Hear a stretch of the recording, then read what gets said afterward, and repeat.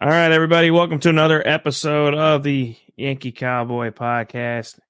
Today, it's kind of a special edition because I was just straight out pissed off after watching this year's Daytona 500, and my anger and emotion pretty much was felt via text message. So I asked Chris to join me on this episode because I think we both have some bones to pick, as they would say, and hopefully we might have some reforms that might make this race better. I doubt it because it is the great American race. Other than Donald Trump leading the field, there is probably nothing else they can do. But I'm just kidding. There's a lot of things that could be said. Obviously, if you forgot where you are, Chris, obviously you've been around the block long enough joining me again. I do have to say, I appreciate the Daytona 500 for what it is, Chris. But I'm actually more excited about the fact that they gave all the competitors Sunday off at like a reasonable time. You know, they can go across street to Hooters and grab some food and go do other things because they knew that radar wasn't changing for 24 to 36 hours. It was they should have just said, "Hey, we're going to do it on Monday regardless of what the weather looks like," because that radar was bad. Yeah, it seemed like from all intents and purposes, the rain basically started Saturday early afternoon and, continued all the way through Sunday. And, again, give props to NASCAR. If you look at the Clash and then you look at this event and even some of the other races like the ARCA race and I was gonna which say, what got time moved. they set the ARCA race? Do you know what time that was? I think it was like 10:30 at night on Friday, but after the Truck Series race.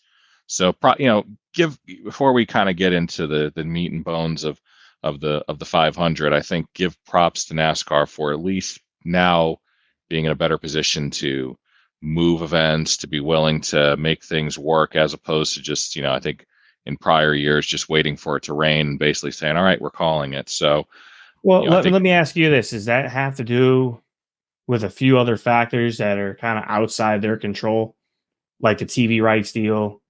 Then also the ownership, all having everyone that owned a charter hiring a very high end class attorney in the last to kind of get talking about their revenue share. Like there was a lot of moving parts here this weekend that I kind of my ears perked up. Chris, yeah, I can tell you that was a big news story that came across, I think, late in the week. Yeah, and I think that'll be I think probably more to unpack on that. Maybe down the road. I know Denny Hamlin touched on a little bit on his podcast, but I think one of the, just kind of going back to the whole schedule thing is, I think, NASCAR and the TV partners now, I believe, are working closer together here, and obviously this being the last of the current television contract, and I think as we look towards 2025 and bringing new partners and new networks in, which we've talked about before, I think the networks are more apt right now to work, and this is the most overused word really in business and sports, collaboratively with the word collaborative. Yes. Yeah. With the organization. So, again, in the past, would they have been able to move the Clash up a day and get the race in and get everyone out of LA? Who knows? Would they have been? Yeah, just don't go ever to Los Angeles ever again. Don't do that. Yeah. Don't do Clash. Would they be would they have been willing in the past to move, other support series races around, move the ARCA race up a day, move the Xfinity race, which they were hoping to start before the Daytona 500 and then moving it after the 500. Dale Jr. talked about that today, man. He was on the plane going to Daytona when they postponed it. So I think, again, obviously want to move on to, our bigger topic, but I think, for sure that, NASCAR and the TV partners are working well together to try and get these events in.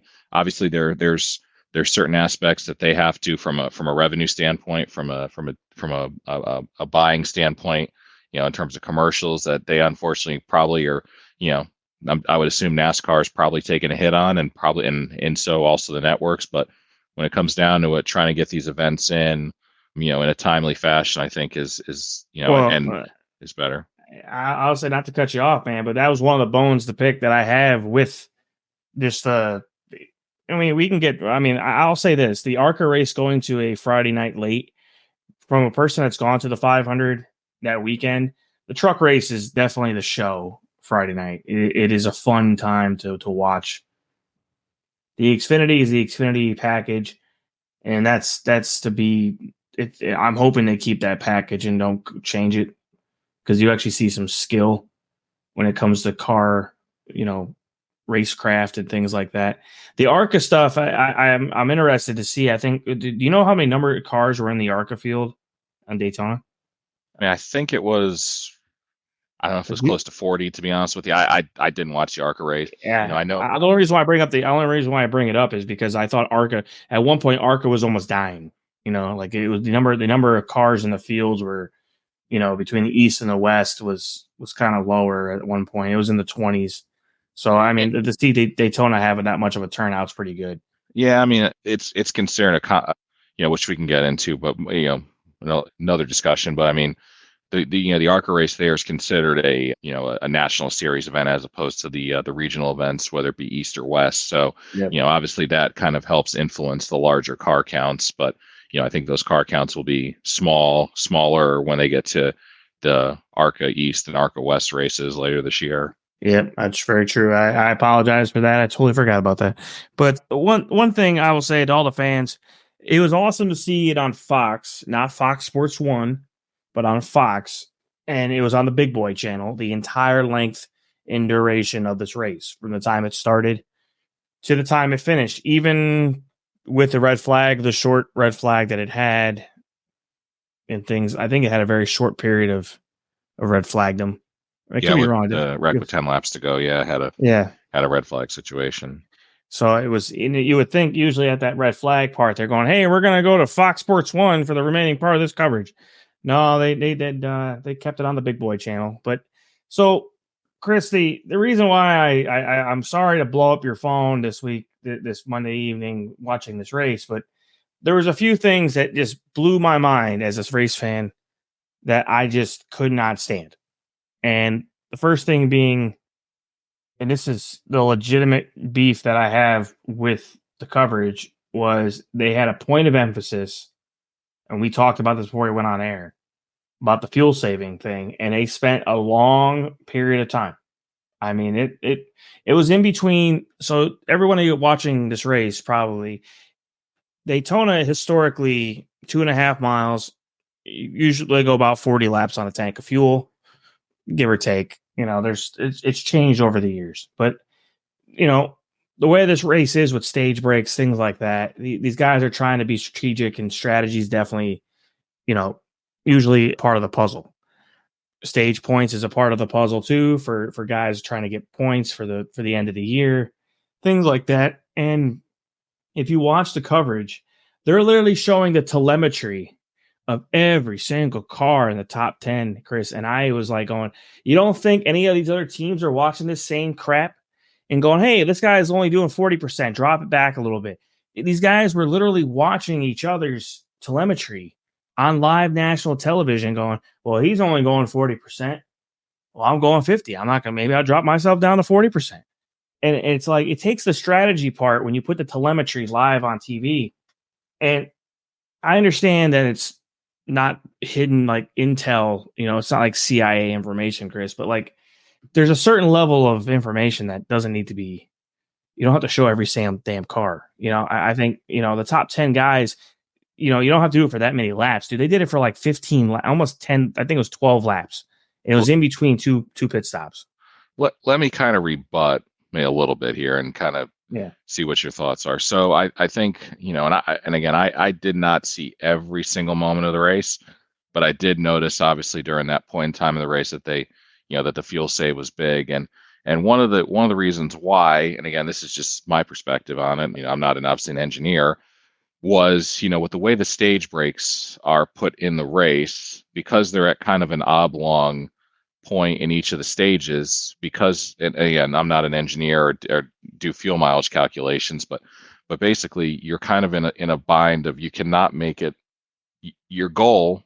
You basically work and Denny Hamlin actually did a really good job talking about on Actions Detrimental. So basically you run the stages, essentially you're trying to flip the field. It's very similar to the road courses with the stage breaks in the road courses, when there be a lap a lap or two to go, or it's two before the 2 laps before they close the pits. You'll see all the guys who are not going to race for stage points jump onto pit road and get their tires and fuel and service, because at the break, the cars that stay out will start behind them. And then the hope is that you can flip it back the other way. So you're seeing something very similar in this type of racing now, because it's so hard to pass. I mean, and with the way this package is, that now you're seeing guys flip the field. So when a guy is like 30% throttling it or 20% throttling it, what they're doing, they're saving so much fuel in that pack. The goal is to make, when you do have to come in for your fuel stop, because nobody can make it the full stage, when you pit, you have to take less fuel. So that means your stop is faster. In turn, you can flip the cars that were further out front pushing the air, during the green flag pit stops itself. So a lot of it's being done strategically. And again, all the teams have this data, and also, the engineers also as well, they're running through simulation programs. So they know, hey, if you run a 51-second lap here, that equates to X amount per gallon per mile. And then we only need this many seconds of fuel to make it to the end. So a lot of it is really already pre-calculated. So the stuff you're seeing on TV is really, a lot of ways it's not fully accurate, because I don't know how accurate those sensors are that they use to measure throttle tracing and things like that. That's where I kind of got frustrated, because I'm like going, okay, let's just say hypothetically that is probably accurate to a certain extent, right? It's not 100% foul proof, but at some point you're not going to tell me that the competitors are not watching that coverage. Like, that's where I understand, they're in between. They're in a stage. They're still within stage racing here. So they're not like, it's not like 20 laps to go in the whole entire race. But if you're seeing that kind of telemetry of a difference, like a guy's only doing 20% and a guy's doing 50, it kind of, I think it changed the entire dynamic of the race dramatically during that time, because guys they're not pushing. They weren't pushing up until they were told, okay, now we can go back to normal, where you got enough fuel save and you're good to go. The reason why it's a bone to pick with me, Chris, is that last year, same package, okay, we've had this car for a couple of years. Why all of a sudden now is fuel save being brought up? That tells me that the TV guys in the booth didn't have any storylines to communicate to, which if they had some more on track time, aka practice, they would have some more storylines to talk about in the booth. To me, you're talking about fuel save, which has been going on since the dawning of time at Daytona. Yes, has it been to the extreme that it is now?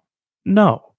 But every year, every restrictor plate race, there's a fuel save. There really is. If it goes green for a long period of time and it's not a wreck fest, I mean, it's. Let me jump in real quick. So I think what the challenge is that's happened now is because it's really a lot of it. This all stems back to the stage cautions. If this was a straight up traditional race where okay, if you still had stages, but instead of throwing a caution, the race just continued and you awarded points, we wouldn't have this issue. We'd ultimately would not have this issue, because you would just base everything on fuel mileage. So what did I miss? What did I miss in the last 10 years? They raced Daytona with stage breaks the last, I don't know. So what was the stage break? So that's what I'm saying. You got to factor in the car. I mean, the car makes a difference in the way the car races. And the way, again, probably getting, again, not a technical person, or for sure, but I think the car obviously makes a difference. But I think mixture of the car, I keep saying the car over and over again, mixture of the car as well as the stages in and of itself. It's really just kind of a recipe that this car is draggier. It's got a lot more drag in it. It's not as, compared to the Gen 6 car, which was, had less downforce. So, when you have just a bigger vehicle moving through the air, you're getting, that hurts fuel mileage. And, True. I don't disagree there. I just yeah, think that to me, fuel strategy at a plate track is always going to be there. To what level that, fuel strategy plays a part. You're right. Yes, the new car is a little draggier. And even Dale Jr., for a guy that's won Daytona many times, he says it's a lot different. You're right as well when you say it's difficult to pass. So you're trying to do more emphasis on strategy and things like that to kind of help you out down the road. But another bone to pick, and not to get into the weeds of, we're not going to go technical with my bone here. This is, I know you didn't watch very much of it because you had your own things going on, but the TV stuff was, thank God the TV rights deal's up this year. We can get some better we might get some new partners into the sport. No, I mean Fox is coming back. Oh, I know Fox will come back, but damn, dude, like if you were watching the race, you're getting full blown Wendy's ads, picture in picture. Yeah. I mean, it was to the point where like every commercial was in picture within picture. It was full blown, like it was. Come on now, man. Like at some point, you got stage breaks, you got this, you got cautions. I understand you're going to have to do some picture-in-picture commercials if you're going to go that route. Dude, they even did something stupid as, crank it up for going to the pit road. Okay? Like, Fox needs to get their head on straight. They just suck. Yeah, I mean, I think when we look at I've read several comments roasting the Fox broadcast. I think people generally have been the Fox broadcast over the last, ever since Jeff Gordon got out the booth, man, sucked. Even since that, even before that, I think, if we want to talk about, if you go back and look at the original kind of NASCAR on Fox broadcast from, 2001 to I'd say about 2004, I think that was kind of the peak and pinnacle of the Fox broadcast team. Mike Joy, Larry McReynolds, Darrell Waltrip, and all the folks there. I think the broadcast itself, and I've read people, and I've also said as well, the broadcast is tired. It's a tired broadcast. I think, obviously huge respect to Mike Joy and, all he's done for the sport, but Mike Joy is in his 70s, and he's, still is a really, really good, one of the voices of this generation of motorsports, and probably goes down, if not one of the most influential voices really in the last, 30 plus years in racing. But, he's 74 years old. Clint Boyer is kind of all over the place. He can get kind of annoying.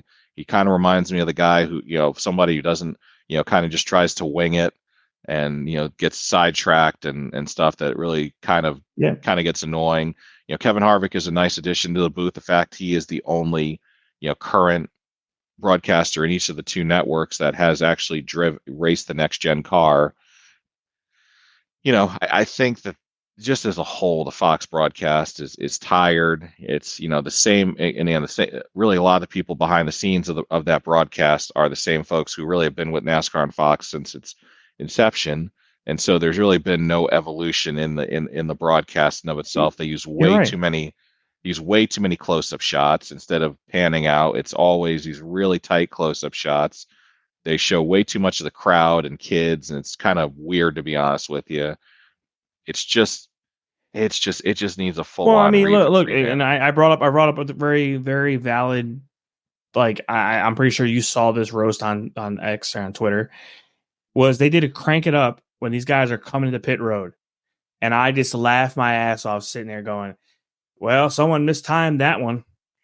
And I just had to laugh, because usually crank it up is when they're, in the middle of a green flag run and they got plenty of time to talk about storylines in between guys after this, and kind of they can go bounce around. And nope, we're going to crank it up right when they're coming to pit road and getting fuel. It's like, come on, man. It's one of those things. It just sucked. It just, in my opinion. One of the things I don't understand from in the last, I don't know how many years he's been out of the booth. I think it was honestly since Jeff Gordon. I think it's been since about 2015. One of the things I've just never understood about Fox and their decision with their booth has been why they don't have a crew chief in the booth. Larry McReynolds obviously is on the broadcast, but he's he's based in the Charlotte studios when he does the race, and he's only as brought of in. recently, he used to be in the booth. Yeah, I mean, for the first 16 years of NASCAR on Fox, he was in the booth there. I mean, again, like I said, Larry McReynolds, or Mike Joy, Larry McReynolds, and Darrell Waltrip were the trio for forever. And I don't understand why Fox doesn't have a crew chief full time in the booth. NBC, they obviously have Steve Letarte in addition to Dale Earnhardt Jr. and Rick Allen and Jeff Burton and Dale Jarrett and all the voices they have over there. But I don't understand from a technical strategy standpoint, the Fox booth is missing having a person It's like missing. I think it's all over the place. It is scatterbrained over there, if you ask me. Like it's, and I don't hate one, broadcast team over the other, but I will say NBC's broadcast team is, in my opinion, more elite, not just on a name standpoint, which you just listed off probably honorably, like a lot of Hall of Famers in that topic of conversations. And so it's unique in that situation where you have NBC that has Dale Jr., which, by the way, Steve Letarte, he's not always on the same side as Dale Jr. on decisions. They've gone at it. They've had disagreements, not like heated ones, but they have disagreements about things. Dale Jarrett, you have Kyle Petty, you have different voices of opinions. When you have the Fox coverage, it's kind of like, all right, well, I'm going to go with your opinion. Okay, I'm going to go with yours. And it's like, there's no difference of conversation or what kind of you want to bring to the table or any kind of investment. So that's where I think Fox, I understand they're going to probably have the Daytona 500 for years to come. I just think they need to get better at it. I mean, maybe give NBC a crack at it one of these years. Just I doubt Dale Jr. will probably want to do that. I mean, I don't think he'll mind either way. I think he's done, he was down there anyway with his race team, obviously, but this is speed weeks. And to me, in my opinion, Fox could have brought the heavy hitters and could have done a lot of different things. And I understand, yes, the changing of the day might have affected some of that, but the storylines, they didn't talk about any of the driver moves in the offseason. Spire Motorsports, they didn't talk about him, even though Corey LaJoie was up in the top 10 for excuse my language, probably about 30 to 45 laps and towards the middle of the race. Had plenty of time to talk about that, and didn't talk about anything really when it came to the developmental of the new packages with Toyota and Chevy changing the way those cars are actually being able to bump draft. Because if you watch that race, Chris, and I know you're in the middle of it, sometimes you're watching it, the Fords were just beating the shit out of everybody. It was literally a Ford fest in the front, and they moved their cars easily back and forth. Hell, you want to pull the ditch, pull the grenade, pull the pin, go back to the back? Cool, that's fine. I'll see you in about 20 laps. That's what a lot of them did. Some of them actually did it. Josh Berry, he was hauling ass too for being I know Josh Berry's in a Ford. I did not recognize him with that damn Sunny D car, though. That got me freaking confused. I thought that was old freaking Stenhouse for a minute. Make you laugh there, Chris. But my last bone to pick, honestly, is I'm tired of reading on Twitter about getting rid of stage breaks. And that's my bone. And that's my last one, because the stage breaks are there. They were generated to gather TV ratings. So then you get rid of them, and then you're back to the boring 3.5 hour deal. They already changed the length of some of these races from 500 miles to 400 miles. They already changed certain things. They've already done this. They already done that to keep their product relevant. Stage breaks are there. I don't think the issue at Daytona was the stage breaks. It was, to be honest with you, this probably was some of the best racing we saw in the last 4 or 5 years at Daytona in the middle of the race. I'm talking about as a race fan. You're watching a lot of great things going on the track that weren't really talked about. Like, you talk about coming to pit road, doing green flag stops, how much gas you're taking. All that stuff used to never get talked about, and now it is. But then you have guys coming to pit road. Obviously, all the Fords will come to pit road, all the Chevys, all the Toyotas. Hell, even Ryan Blaney went a lap down during, I think it was stage 1 at one point. Then he won stage 2. And we'll get to the last part of this race that kind of, I think, put a sour taste in my mouth. Chris, was the wreck. And I think, Chris, you probably watched plenty of replays of it. But Alex Bowman was almost, bear with me on this, you're going to hate when I say this, he was the cause for the wreck that caused the red flag, and he was the wreck causation for the one that ended the race. Oh yeah, no, absolutely.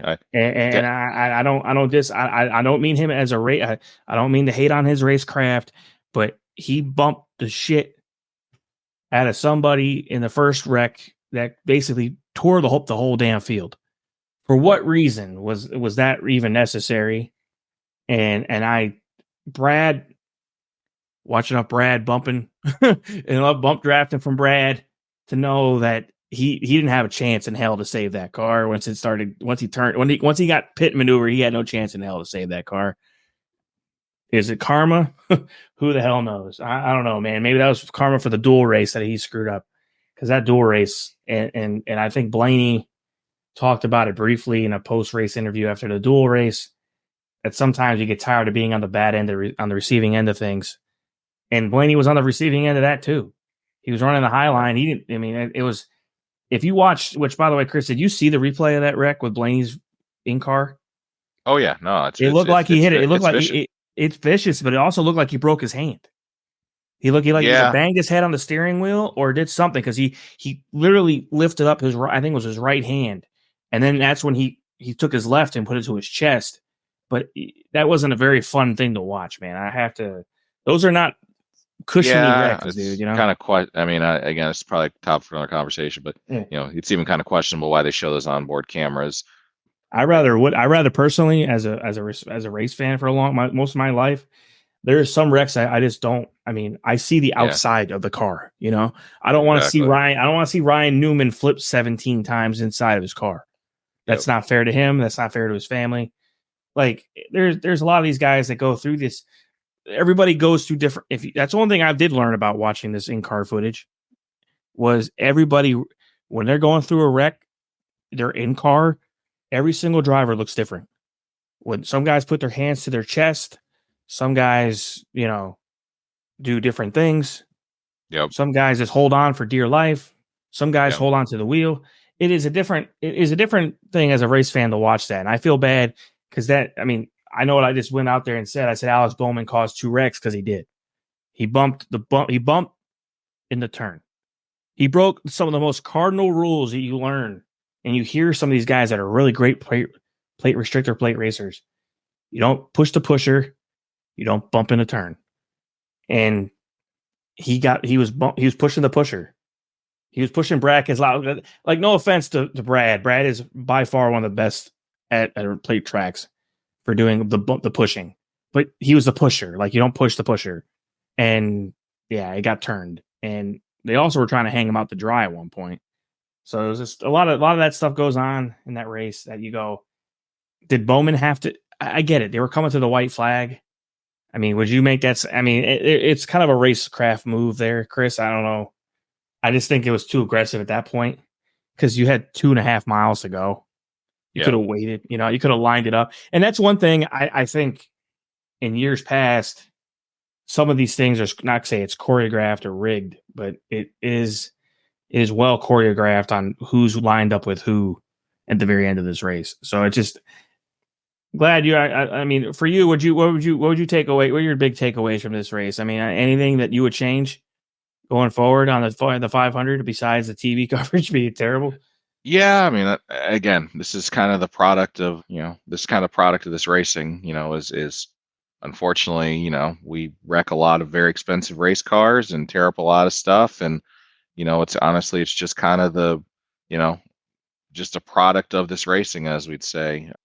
You know, I hate seeing so many cars get tore up, and you know, not just one. I mean, hell, the guys got wrecked out in the duels too. Yeah. So it's unfortunately, it's a product of this racing. You kind of expect it at this point. You hope that, you know, sometimes races are clean, but you know that oftentimes they aren't. So yeah, I mean, it's just, again, I don't know what you really say other than this is just how the cookie crumbles with this deal. But And we're definitely not good. getting any better. We're not getting any better this week coming around the corner. We got Atlanta, which Yep. worst decision ever was to repave that track. God help us. Yeah. Or not so much repave. I mean, the track was coming apart, but I think, more so from the perspective of reprofiling the track to what it is now.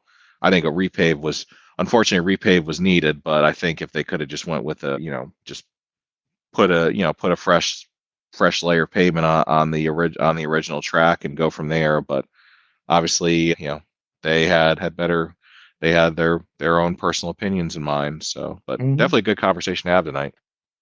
Yeah, I was gonna say I appreciate you, Chris, joining me. I know it's on a soapbox derby here, but we have our fun.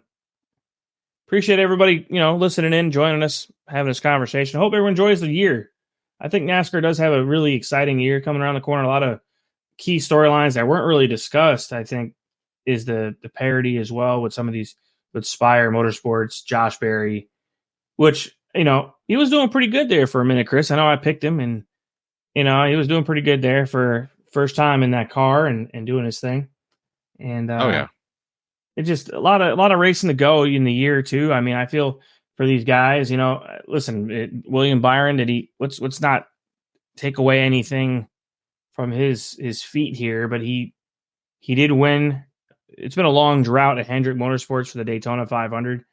As a former, I would say not former, but as a Jeff Gordon fan, most of my entire life, to see him in victory lane with that car as a vice chairman of the organization, it's kind of a surreal thing. If that man, that is the old man leading the way there. So it's cool to see him do it. I know it's the same. You guys, in Penske, I just hate it for the fact that all the cars got tore up. I mean, that was as a truck driver, there is nothing worse than driving a whole hauler back for the wreck race cars. I mean, that's just, then you got to turn that thing back around and go to Atlanta, But Oh yeah. But all righty, man. I appreciate you joining me. Go back to sleep, do something, eat dinner, have all that fun. Sounds good, man. Good chat this week. Yeah, I appreciate it, buddy. All right, we're done. We're cool.